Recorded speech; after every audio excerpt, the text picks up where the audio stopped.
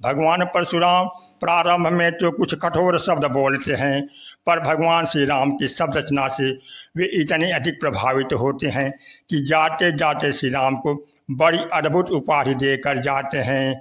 वह कहते हैं, राघवेंद्र तुम तो विनयशील करुणा गुण सागर हो। लोगों के लिए भी यह सूत्र देते हैं कि मनुष्य के जीवन में विनय होना चाहिए, शील चाहिए और करुणा चाहिए। भगवान श्री राम के चरित्र में आपको सर्वत्र यही मिलेगा। परशुराम जी प्रशंसा करते हुए कहते हैं, विनयशील करुणा गुण सागर और जयति वचन रचना अतिनागर। आप वचन रचना में अत्यंत निपुण हैं। आप जानते हैं कि बड़ों से कैसे बोलना चाहिए, कठोर से कठोर बात भी कैसे कहनी चाहिए, क्योंकि ऐसा भी तो हो सकता है अपने से बड़े के द्वारा भी तो कभी भूल हो जाती है। इस स्थिति में मनुष्य की क्या भूमिका होनी चाहिए, इसे आप भली भांति जानते हैं। भगवान राम का जो सामंजस्य का स्वभाव वह प्रकट हो जाता है। एक ओर से लक्ष्मण जी युवा हैं और दूसरी ओर परशुराम जी आयु की दृष्टि से बड़े हैं, पुराने हैं, वयोवृद्ध हैं। एक ओर लक्ष्मण युवक की तेजस्विता है और दूसरी ओर वृद्ध परशुराम जी का अपना स्वभाव है। परशुराम जी ने सचमुच बड़े बड़े कार्य किए हैं। उन्होंने अपराधियों को दंड दिया है, जीवन में कभी लोभ को स्वीकारा नहीं, वासना को स्वीकारा नहीं, लेकिन इतना होते भी कभी कभी जो कमी आ जाती है वह कमी परशुराम जी में आ गई। उनको अपनी पुरानी बातें याद आती हैं कि वे जब देखते हैं कि दूसरा उन्हें महत्व नहीं दे रहा है तो उन्हें बहुत बड़ा आघात लगता है। इसलिए भगवान श्री राम जब कह देते हैं कि आप वंदनीय ब्राह्मण हैं, परशुराम जी बिगड़ कर कहते हैं, निपट हैं द्विज कर जान सिमोही। मैं कोरा ब्राह्मण नहीं हूँ, मैं तो दूसरी तरह का ब्राह्मण हूँ। और तभी अपना इतिहास सुनाते हुए कहते हैं, निपट हैं द्विज कर जान सिमोही। मैं जस विप्र सुनाम तो ही चाप श्रुआ सर आहुति जानू। कोप मोर अति घोर कृषाणु समित सेन चतुरंग सुहाई। महामहीप भय पशुआई मैं यही परशु काटि बल दिन है। समर जग जप कोटि न किन्हे मोर प्रभाव विदित नहीं तोरे। बोलस निदरी विप्र के भोरे निपट द्विज करी जान सिमोही।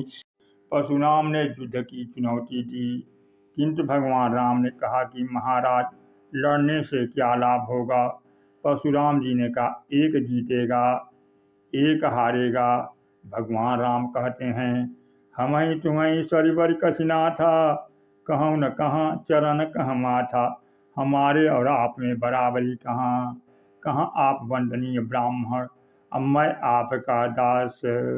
परशुराम जी बोले कि लड़ना नहीं चाहते हो तो अपना नाम बदल दो।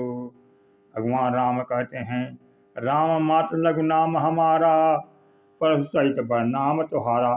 मेरा तो 2 अक्षर का छोटा नाम राम है और आपका परशु सहित 5 अक्षर का बड़ा नाम परशुराम है।